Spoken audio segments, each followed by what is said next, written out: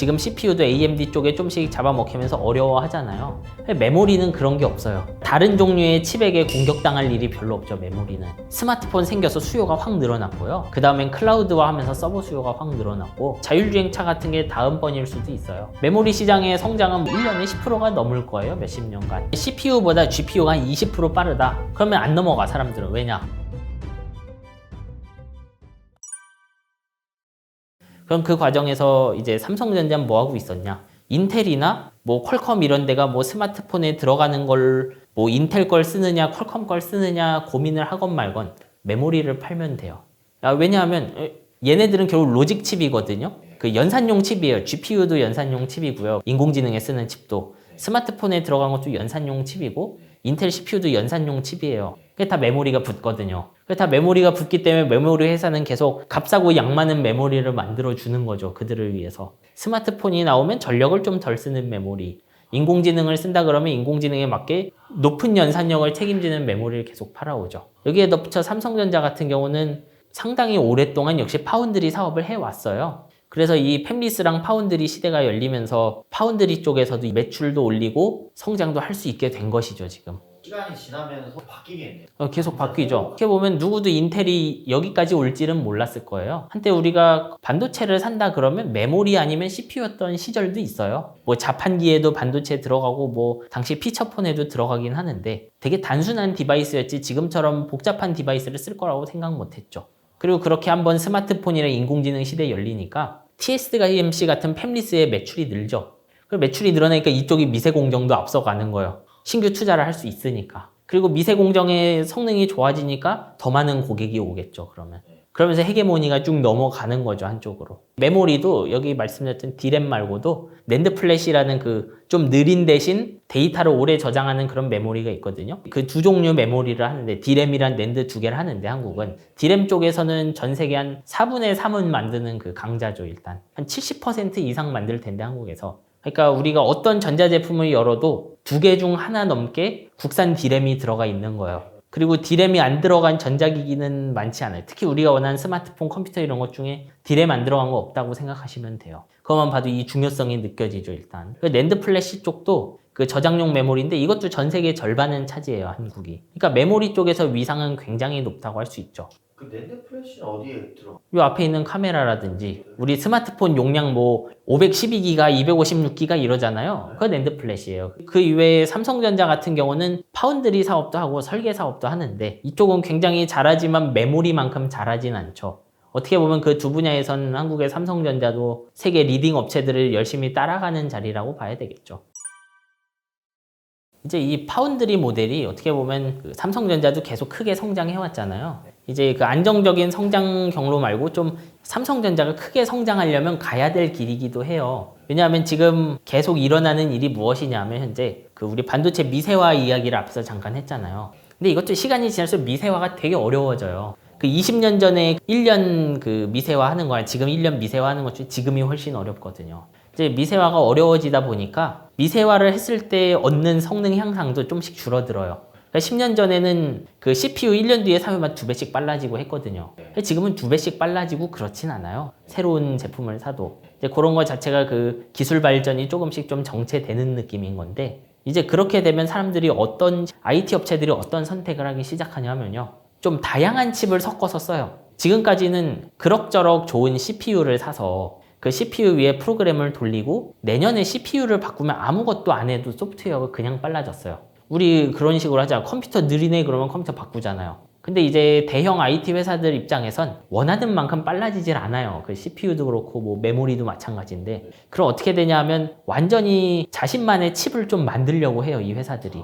그래서 구글도 그 유튜브 전용 인코딩, 디코딩 하는 칩을 스스로 설계를 했어요. 근데 반도체 제조에는 다가가기 힘들어요. 제조는 몇 조 원씩 돈이 들고 실패하면 그대로 다 날아가고 되게 짬밥이 많이 필요하거든요. 제조 짬밥이. 진짜 이건 짬밥으로 하는 거죠, 좀. 제조 짬밥이라는 게 어떤 측면에서 얘기를? 그러니까 이 우리가 반도체 제조하는 거 되게 미세 공정을 만들기 위해 연구원들이 뭐 엄청 막 하얀 옷 입고 막 현미경으로 들여다보면서 하나하나 조정할 것 같잖아요. 그러니까 실제로 막 될 때까지 막 돌리는 거에 가까워요. 이거 줄여볼까 늘려볼까 이거를 엄청 많이 반복하는 과정에 가까운데 실제로는 좀 감을 잡고 어느 쪽에서 이거 개선하려면 뭐 해봐야지 이런 식의 생각을 많이 해야 되거든요. 그러니까 이거는 그 과거의 노하우들이 되게 중요하죠. 기존에 구글 같은 회사들이 제조해 오는 거는 쉽지 않은데 설계는 해볼 수 있다는 거예요. 그러니까 파운드리가 미래 먹거리가 되는 거예요. 왜냐하면 CPU 같은 거는 이제 점점 그 비중이 줄어들 거예요. 뭐 CPU가 또 1년에 3배씩 빨라지면 쓸 텐데 그런 일은 없을 것 같거든요, 이제. 그러니까 이제 대형 회사들은 자기 칩을 설계해서 자기들 인프라에 쓰려고 할 거고요. 그러면 파운드리를 찾아오게 되어 있죠. 성장 산업이기 때문에 이 두 군데서 삼성이랑 TSMC가 겹치죠, 지금 보면. 그러니까 계속 TSMC랑 비교가 되는 거죠. 저희가 좀 늦게 뛰어든 거니까. 이제 뭐 역사를 보면 그것도 엄청 차이가 나진 않는데 TSMC가 그쪽에서는 제일 오래 장인이었죠.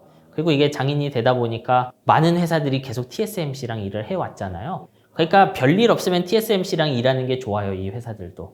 그러니까 삼성은 여기서 팔로워가 되는 거죠. 이게 계속 비교가 될 수밖에 없죠, 여기선. 회사와 대 회사로 놓으면 삼성전자는 메모리라는 강력한 그 포트폴리오 가지고 있고 반도체랑 완제품을 엮을 수 있는 역량이 있잖아요. 그 회사 안에 스마트폰까지 다 있는 회사니까, 가전까지. 그러니까 반도체부터 완제품까지 엮는 능력을 배양하려면 배양할 수 있죠. 반대로 TSMC는 그 위탁 제조 산업에만 특화가 되어 있고요. 대신에 이제 파운드리 산업 자체는 TSMC가 훨씬 잘 하고 있죠, 지금. 그러니까 이 둘 사이에서는 파운드리만 놓고 보면 삼성전자가 당연히 팔로워가 되겠죠. 하여튼 기업 대 기업으로 비교한다고 하면 저는 둘 사이에 우열은 없다고 생각해요. 전혀 다른 강점과 단점을 지닌 회사들이니까. 사양 산업이고 뭐 저부가 가치고 이런 얘기도 했었어요, 예전엔. 뭐 지금은 그런 생각하는 분은 별로 없을 것 같은데 이제 이 둘이 사업 모델이 메모리에 치중됐다고 해서 나쁜 것은 아니에요. 말씀드렸지만 그 반도체 제조 기술이 어려워지는 거는 결국은 그 로직 쪽의 경쟁을 심하게 만들어요. 그 로직 칩이 다양하게 나오기 시작하는데 메모리는 상대적으로 그거보다 안정적인 자리에 있어요. 어떻게 보면 인텔은 전 세계 CPU 잔뜩 팔아야 유지가 되는 구조였는데 스마트폰 쪽 칩도 뺏기고 지금 CPU도 AMD 쪽에 좀씩 잡아먹히면서 어려워하잖아요. 메모리는 그런 게 없어요. 다른 종류의 칩에게 공격당할 일이 별로 없죠, 메모리는. 그러니까 로직이 어떻게 하건 메모리는 계속 팔면 되는 거예요, 맞춰서. 이제 그런 면에서는 이것도 장점이 있는 산업이고, 그리고 그 로직 칩의 종류가 많아지고, 말씀드렸던 자전거, 뭐 킥보드 말고 다른 데 또 조그만 컴퓨터가 들어가기 시작하면 또 메모리 들어갈 곳이 늘어나겠죠. 어떻게 보면 좀 꾸준히 우리가 미래 기술을 개발하기 위한 돈을 벌어주는 사업이 될 수 있죠, 이거는. 전기차에도 메모리가 들어가요? 네, 들어가죠. 정확하게 이게 전기차다, 일반 차다 문제가 아니고 차가 컴퓨터에 가까워진다. 예전 자율주행 같은 거 한다 그러면 연산이죠, 이 안에 있는 거. 기계학습된 인공신경망이 연산 돌고 해야 되는데 그럼 메모리 당연히 들어가죠, 안에. 전기차가 커지면서 2차 전지 커지고 그리고 보통 전기차 같은 거 넘어가면서 자율주행을 같이 넣는 상황이니까 정확하게는 자율주행이나 그 부분 자율주행 되는 차가 많아지고 그 안에 기능이 커질수록 메모리에 새로운 수요가 많아지는 거죠. 어떻게 보면 메모리도 예전에 좀 성장이 정체한 것 같으면 갑자기 스마트폰 생겨서 수요가 확 늘어났고요. 그 다음엔 클라우드화 하면서 서버 수요가 확 늘어났고 자율주행차 같은 게 다음번일 수도 있어요. 메모리 시장의 성장은 1년에 10%가 넘을 거예요. 몇십 년간. 삼성이 무한 도전으로 처음에 이게 참 대단한 부분인데 이 반도체 산업은 우리 지금 생각하기에도 기술 집약적이고 인재가 많이 필요한 산업이잖아요. 근데 삼성전자가 반도체를 시작하려고 했던 1980년대 한국에 제대로 된 대졸자도 없던 시절이잖아요. 근데 그때 일단 반도체 산업을 시작해서 해외파 인재들을 데려와서 출발했다는 것 자체가 대단한 거예요. 그 당시에 보면 일본 쪽에서 한국이 반도체, 이제 메모리죠. 반도체를 할 수 없는 뭐 몇 가지 이유 이런 식으로 기사를 내기도 하고 했었어요. 뭐가 부족하고 뭐가 부족하고 뭐가 부족하고. 지금 돌아보면 이제 뭐 황당한 일이죠. 근데 분석 자체가 틀린 건 아니었어요. 이제 상대가 안 좋았던 거죠, 어떻게 보면. 이제 그런 관점에서 보면 무모하기도 하고 저도 메모리 분야에선 그 팔로워라기보다는 리더에 가까운 회사예요, 삼성전자는.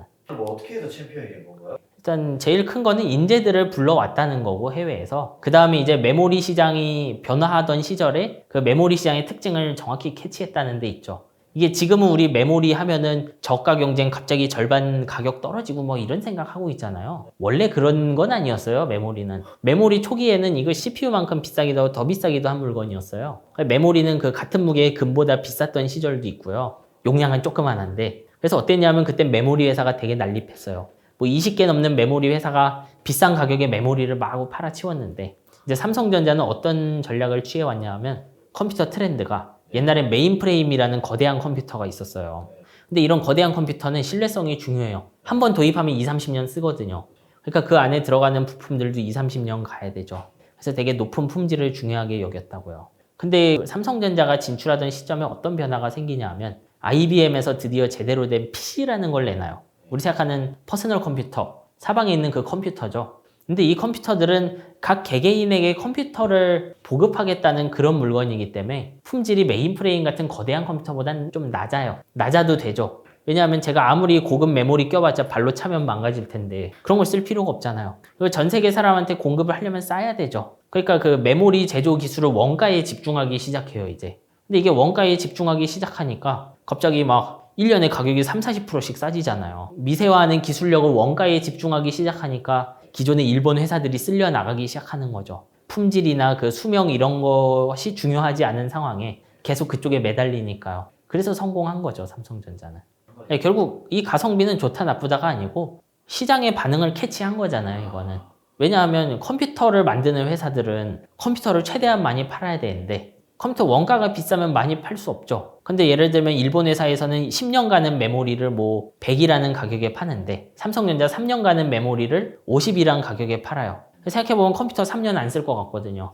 그러면은 당연히 그 삼성전자 메모리가 좋은 거죠. 그렇게 함으로써 메모리가 좀 어떻게 보면 사치제에서 소모품으로 변화하는 거예요. 우리가 아는 그 메모리 시장은 어떻게 보면 삼성전자가 시작한 거죠. 그러니까 이 제조 기술이 가진 포텐셜이 이런 거였던 거예요. 그래서 메모리 시장은 2010년도까지도 호황불황 반복하면 회사가 하나씩 없어져요.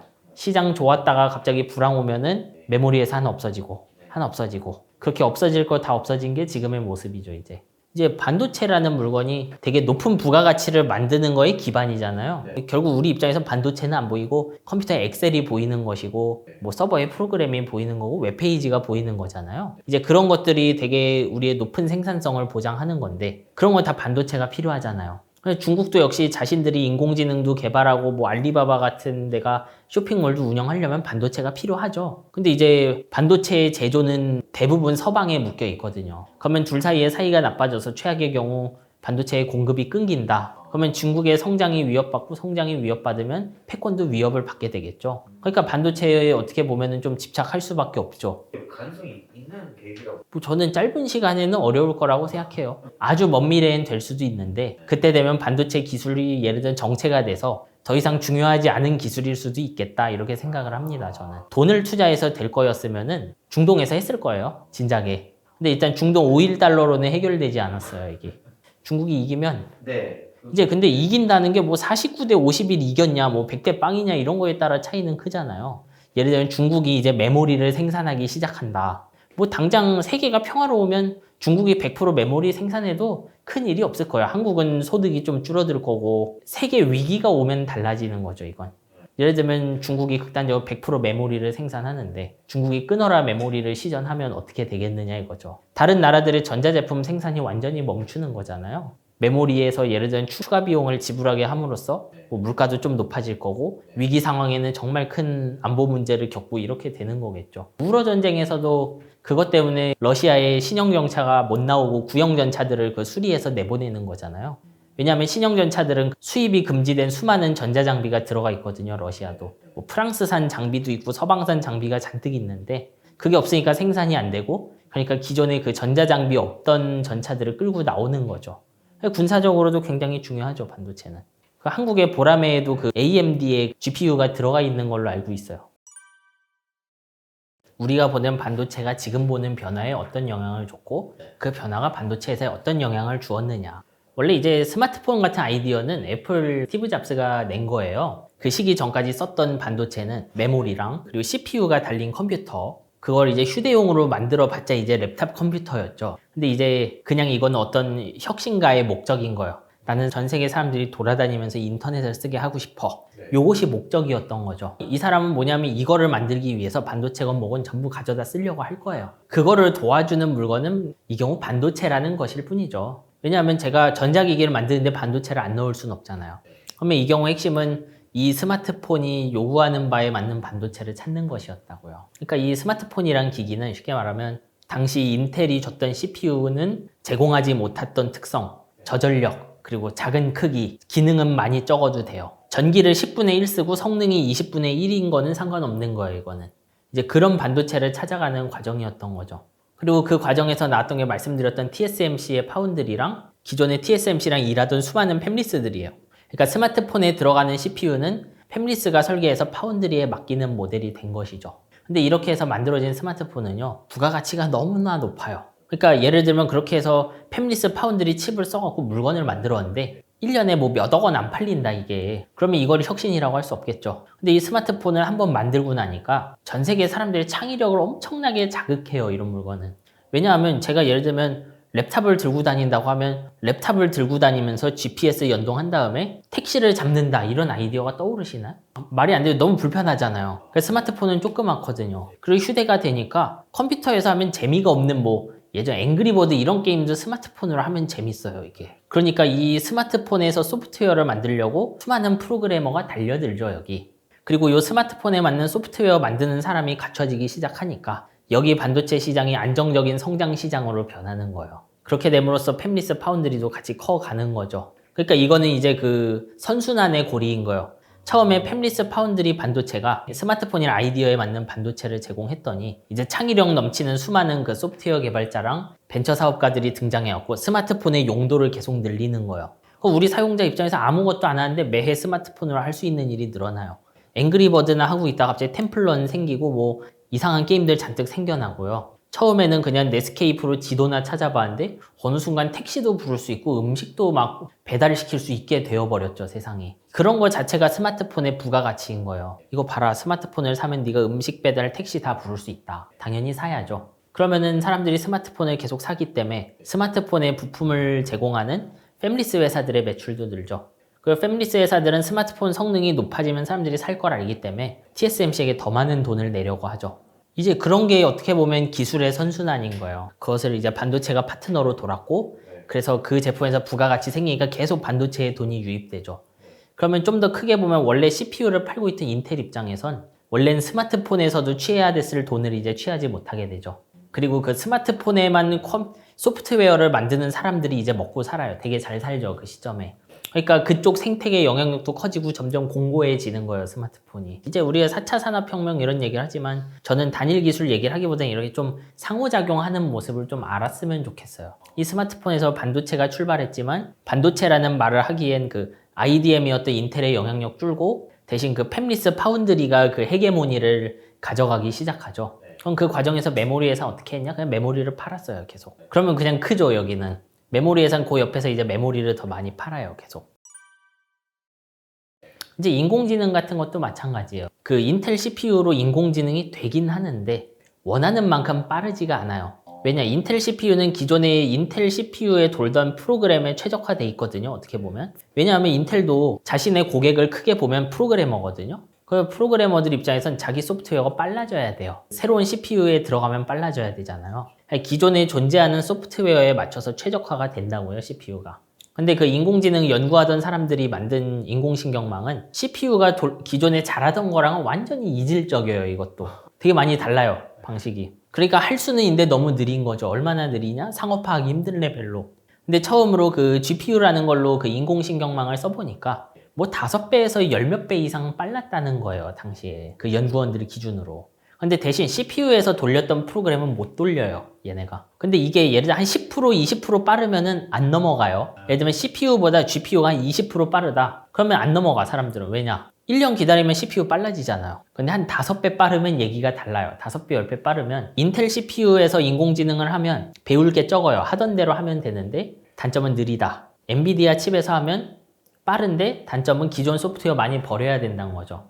10배쯤 빠르면 해볼만 하죠. 5배, 10배면. 왜냐하면 딴 사람들은 5달에 하나씩 논문 내는데 한 달에 하나씩 낼 거거든요. 그러면 나 얼른 그 석사, 박사 벗어날 수 있거든요. 빨리 박사 졸업하고 싶은데. 그럼 당연히 그 배워서 쓰려고 하겠죠. 이제 엔비디아 같은 회사는 그런 걸 잘 캐치를 한 거예요. 굉장히 많은 어떤 소프트웨어적 도움을 줬어요, 엔비디아는. 요렇게 하면 네가 원하는 게 된다, 이런 식으로. 그러니까 역시 인공지능 유행하고 나니까 인공지능 하고 싶은 사람은 엔비디아 칩을 사서 쓰게 된 거예요. 그리고 이제 와서 그 AMD 같은 곳이 우리 GPU로도 인공지능 돼 라고 해봤자 안 써요, 사람들이. 왜냐하면 안 돌아가거든요. 그러니까 기존에 엔비디아에서 돌아가던 걸 고쳐야 돌아가요. AMD에서는. 그러니까 단순 연산 능력만 놓으면 비슷해도 이 반도체가 다르면 안 돌아가는 거야. 이걸 돌리려면 노력해야 되는데 AMD GPU가 한 10배 빠른 게 아니거든요. 엔비디아보다. 비슷하거나 느린 경우도 있지. 그렇게 해서 장벽이 서는 거예요. 역시 그렇게 해서 또 새로운 혁신들을 만들어냈고요. 반도체가. 그리고 그 과정에서 또 엔비디아라는 신흥 강자가 생기고 TSMC 영향력은 강해졌죠. 역시 메모리 회사는 뭐 했느냐? 그냥 빠른 메모리를 팔았어요. 여기다가. 머신러닝에 도움되는 메모리를 판 것이죠. 이제 이렇게 돌아가는 거예요. 시장. TSMC가 인공지능 그것도 만들고 있어요. TSMC는 그런 거에 대한 생각은 없고 만들어 달란 칩을 만들어 주는 거예요. 예를 들면 엔비디아가 GPU를 만들고 싶다 그러면 설계도를 가져와서 요 모양대로 만들어줘 하면 만들어 주는 거예요. TSMC 입장에선 인공지능 칩 말고 또 다른 칩이 나왔는데 이게 예를 들어 엔비디아랑 경쟁을 한다고 해볼게요. 근데 전 세계 인공지능 하는 사람 숫자는 있으니까 그러면 엔비디아가 덜 팔면 얘가 더 많이 팔겠죠. 그러니까 그 안에서 싸우는 거잖아요. TSMC는 그냥 계속 제조만 해주면 되고 중립만 지키면 되는 거예요. 거기서. 호환성이 안 좋은 거네요. 네, 그렇죠. 이제 기본적으로 새로운 연산 칩이 나오면요. 그 완전히 다른 연산 칩들은 호환성이 거의 없어요. 그 사이에. 완전 새로운 칩이 나오면 여러 뉴스 보면 인공지능 칩을 만들었다 이런 얘기들 하잖아요. 기존 코드가 잘 안 돌아가요. 안 돌아간다고 가정하는 게 좋죠. 그래서 이런 칩들을 보실 때도 좀 뭘 조심해야 되냐 하면